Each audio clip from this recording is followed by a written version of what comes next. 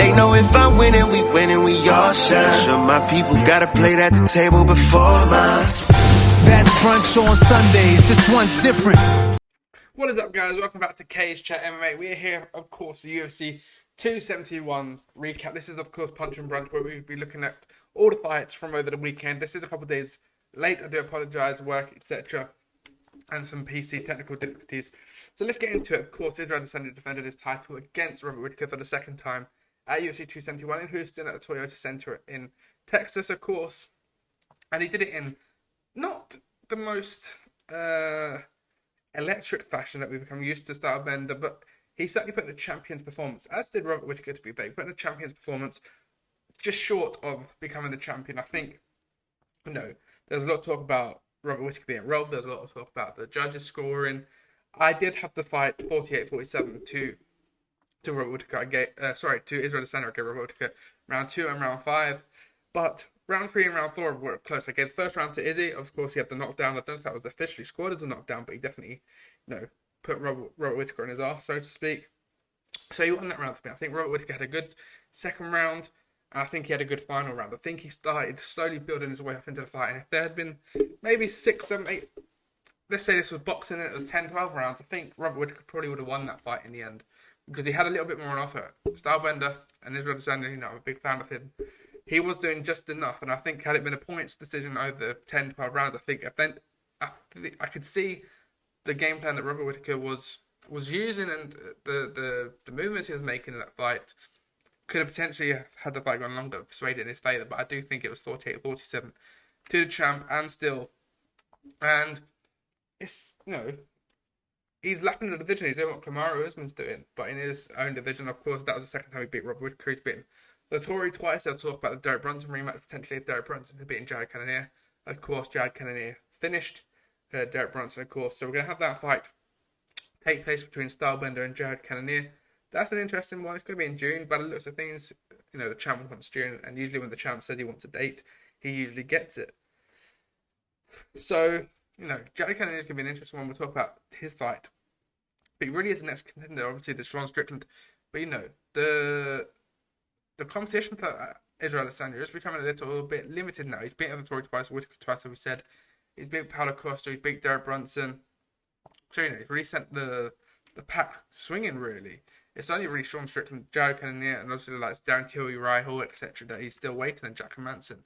But when we talk about Uriah Hall, Jack Manson, Darren Till, they can never get that win.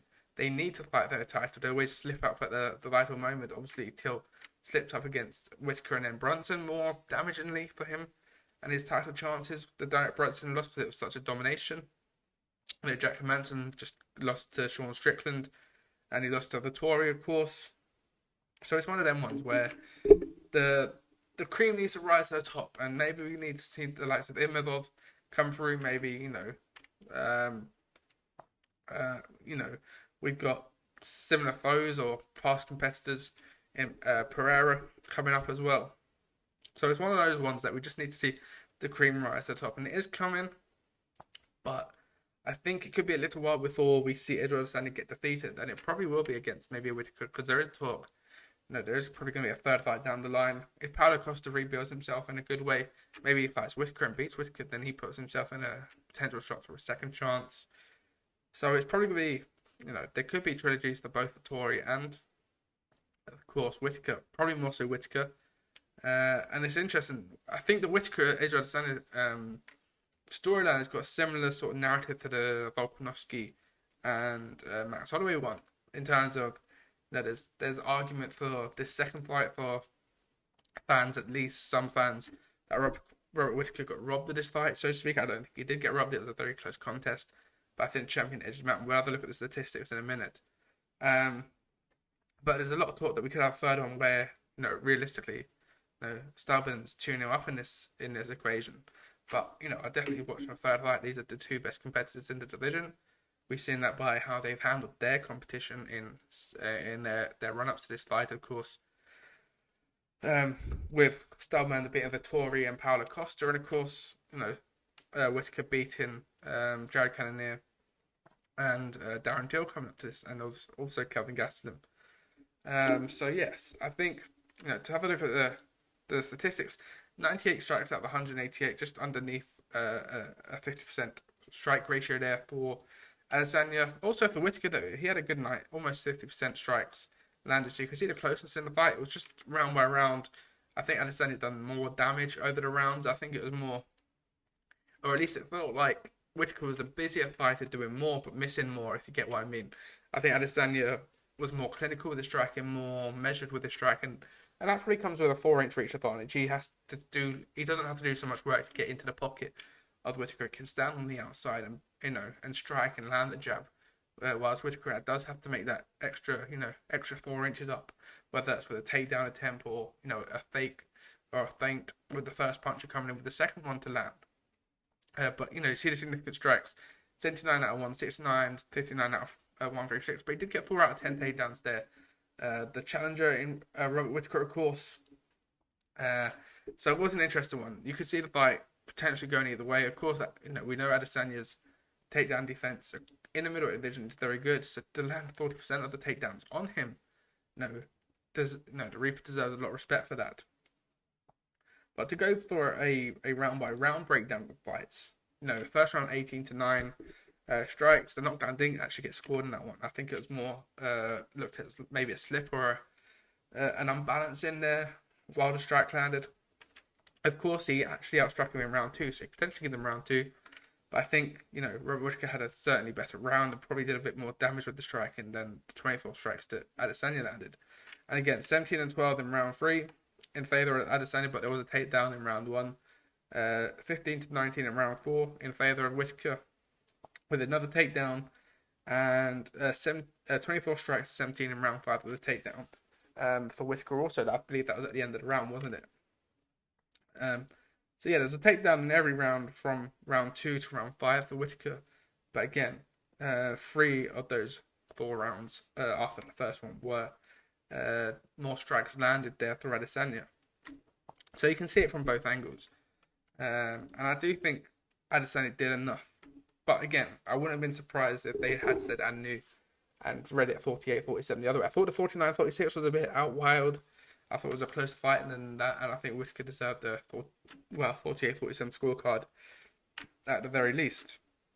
So yes, we move on now. Whittaker probably going to fight maybe Marvin Vettori or Paulo Costa. That fight was already scheduled. And of course, Adesanya is going to probably fight Jared Cannonier. And Jordan Strickland's probably going to get who Whittaker's not going to fight, whether that's Vettori or Paulo Costa. I'd like the Vettori fight, and maybe we'll make Whittaker Costa. Because that can be a main event in a fight night, or it can be on a pay-per-view co-main. You can make it in £5 on a co-main. I think that's certainly doable. Yeah, we can have a look at the rankings. It is between Sean Strickland and Jared Cannonier for the title next. Sean Strickland, was making noise. He had a fantastic performance against Jack Manson, but I think it'd be unfair on Jared Cannonier after Cannonier's win over Derek Brunson to skip that queue over the Killer Gorilla.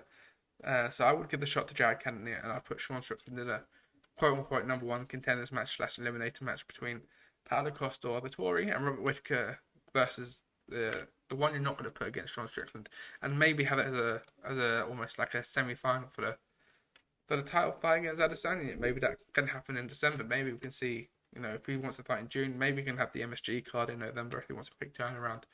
But I think he does want to fight, minimum 3 times this year. And I think it's doable. But, if Darren Till, let's say Darren Till and Uriah Hall fights, of course, Gastelum's fighting Imavov. So it's really Hall, Till, and Hermansson, the 3 at the moment. And, whoever gets a win over the other one, it looks like Darren Till and Hall's going to be fighting. That was meant to be the main event, I believe, at UFC London, but it's not materialised that way. If Darren Till beats Hall, you put him in another fight, maybe against Hermansson or Strickland or Paulo Costa, where we're at that stage, we don't know.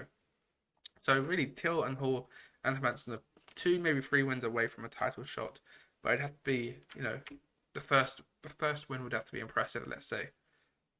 And talking about impressive wins, let's not, skip over Tai Tuivasa knocking out Derrick Lewis. Of course, this one was a fight where many people were thinking, this weren't going to go past 1 round. It did go to the 2nd round, of course, but these 2 did not leave anything in the cage, did they? Poor Derrick Lewis now, 2nd time in Houston. 2nd time he's been finished in Houston. Also, I think they need to write off him fighting in his hometown, in his home state. Because it doesn't seem to be working there, does it? But Tai Tuivasa looked fantastic. And I was kind of not worried, a bit apprehensive of this one, because I think in the heavyweight division at least, fighters can be pushed very quickly because of the nature of this division. It does only take one shot. It only does take one highlight reel, and you're pushed straight up the rankings. And I was quite worried, 11th versus 3, is that the right fight to make for Tai Tuivasa? And, it certainly was. He's pushed himself up to third in the rankings now with that stunning elbow that knocked out Derrick Lewis. And, you saw the first round, you saw Derrick Lewis wrestled Tai Tuivasa, of course, in the press conference, it was like, we're going to be standing and banging for this one. But, Lewis probably felt the power of Tai Tuivasa and vice versa. And it's seemingly that Tai Tuivasa, certainly packs a more powerful punch than Derrick Lewis, because obviously Derrick Lewis went to the wrestling, and Tai Tuivasa survived that ground and pound in that first round, came back up, got to his feet, sprayed some offense of his own, and we get to the second round. He comes out and he finishes Derrick Lewis. The Black Beast has got the most knockouts in heavyweight history, I believe, if not in UFC history, but definitely UFC heavyweight history. And for Tai Tuivasa to make a statement like that is very impressive. And to put himself third in the rankings, of course, let's have a look at the results: 31 and 47, 35 out of 47 there for Tai Tuivasa, 27 significant out of 43 for Derrick Lewis, and 24 out of 36 for Tuivasa, and 2 out of 4 takedowns for the Black Beast. But it only took one punch, or one elbow, should I say, one significant strike from Tai Tuivasa to get knocked down, and the knockout and the finish. And it's going to be interesting to see what they do next with him.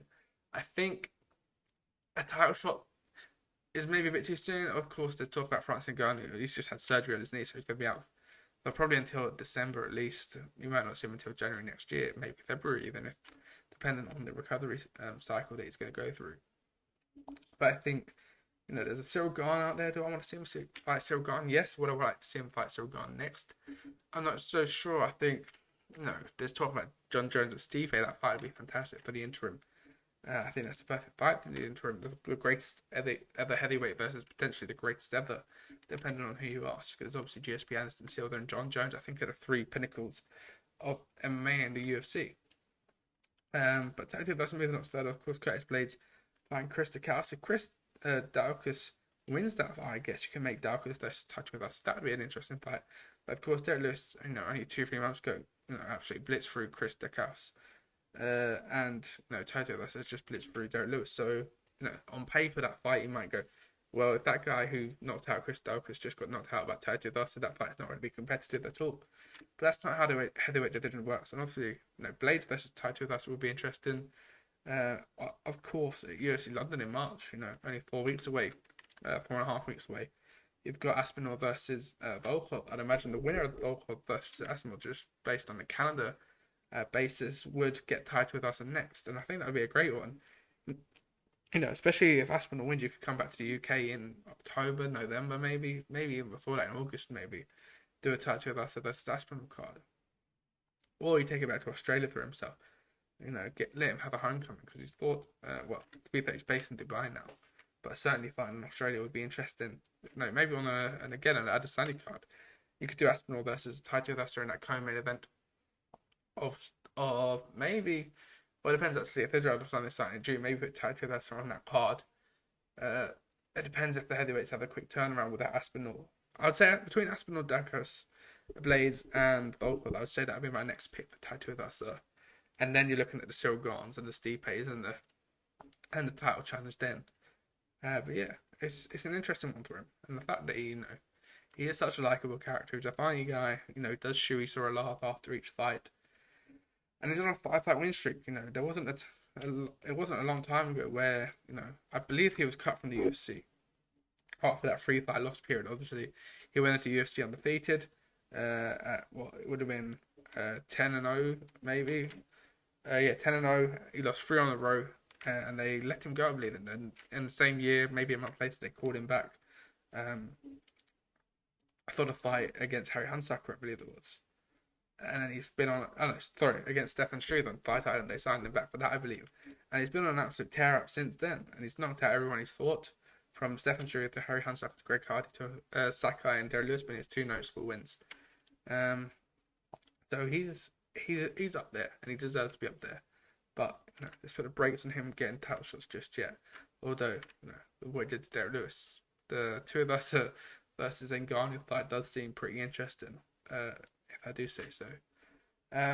As does the Jared Cannonier versus IsraelAdesanya fight. Of course, Jared Cannonier knocked out Derek Brunson. First round was all Derek Brunson. He looked like he was going to put on the similar performance than he did against Darren Till. But then I was watching the Fight Disciples earlier. I've been listening to a podcast, and apparently it seemingly was that Jared Cannonier knocked him, probably gave him a concussion, or certainly rocked him with that right hand off the break in the second round. And since then, Derrick Lewis just didn't recover. He looked sluggish, looked tired. He did, on retrospect, he did look like someone who was concussed, didn't really know where he was. His eyes were a lot wider, so he probably did get concussed, get hurt on the temple.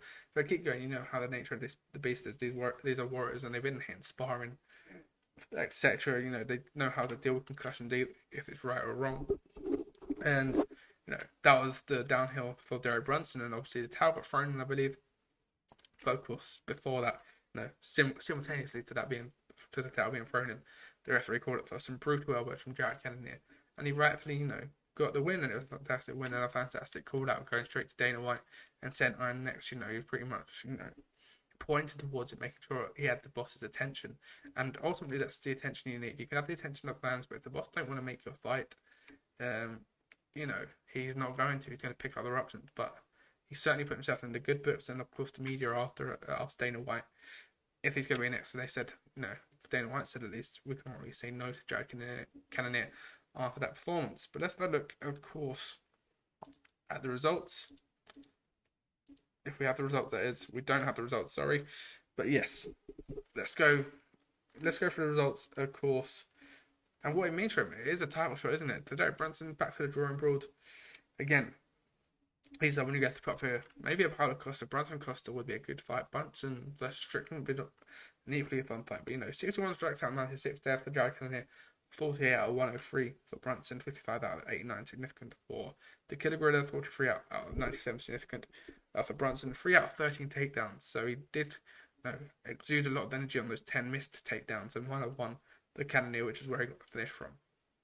So yes, a fantastic night of fights all in all. It was one of those cards that did deliver. Bobby Green looked fantastic against Nasrat Haqparast. Only just missed out on the finish, really, from his performance. Dominated Juan Nasrat from start to finish. Renato Moicano submitted Alexander Hernandez. 2 fantastic performances on those main cards from those two. Andrei Arlovski back. Keep doing what he's doing. Split decision win. And let's talk about Rob Alexander.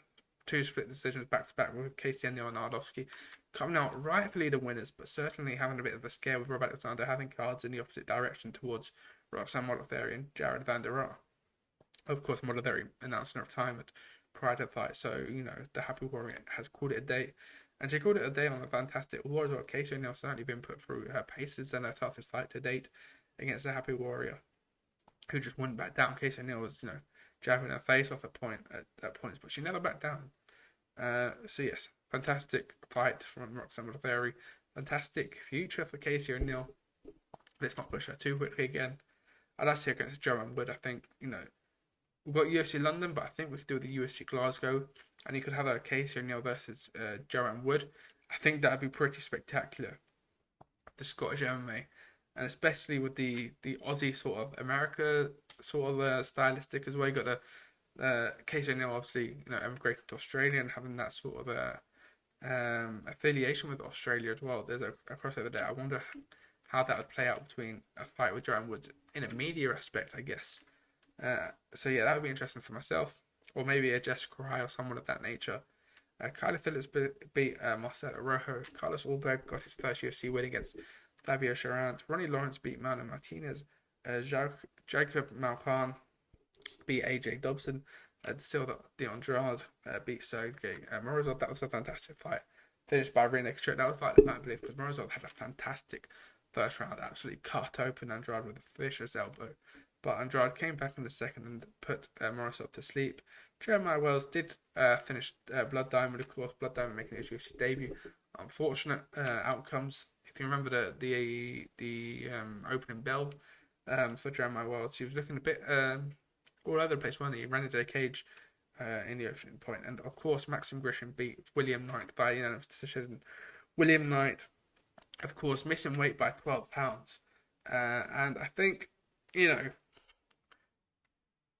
again, referencing the Fight Disciples podcast, Nick Pete, fantastic analyst and speaker on the sport of mixed martial arts, saying you want a 1 point deduction after every fight, or at the start of every fight that a fighter fails to make weight, not miss his weight. They want to, they were saying if there's a fight at 155, you can have up to 158, maybe 159, or the 156 ounce days for a non-title bout, and say, right, there's your 20 or 30%, maybe just stagnate. The £1 out, you lose 10%, £2 out, 20%, £3 out, you lose 30% of your purse. Anything above that, you have failed to make weight. And he says a 1 point deduction. My sort of rebuttal to that is that what I think the guy who's missed weight knocks out the guy in the first round, blitzes for him in the first round, and he still gets that win, he still gets that notoriety.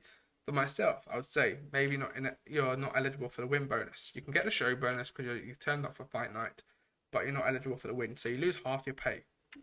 And maybe it doesn't go down as a win if you win. Maybe it goes down as a no contest immediately. I don't know, but personally, I would say a 1 point deduction isn't quite a deterrent enough to stop someone failing to make weight, rather than missing weight, of course, because I think that's two different things. You can miss weight with all killing yourself in the sauna, so to speak. Menstrual cycles for the female fighters, etc. It can happen. But yeah, if you fail to make weight anything over 4, 5, 6 pounds, I think you should probably be ineligible for your win bonus. Maybe that's a bit too strong, but I think it'd be a much bigger deterrent for fighters to say, if you don't, pull your end of the contract, we can't give you a win bonus, you lose 50% of your money.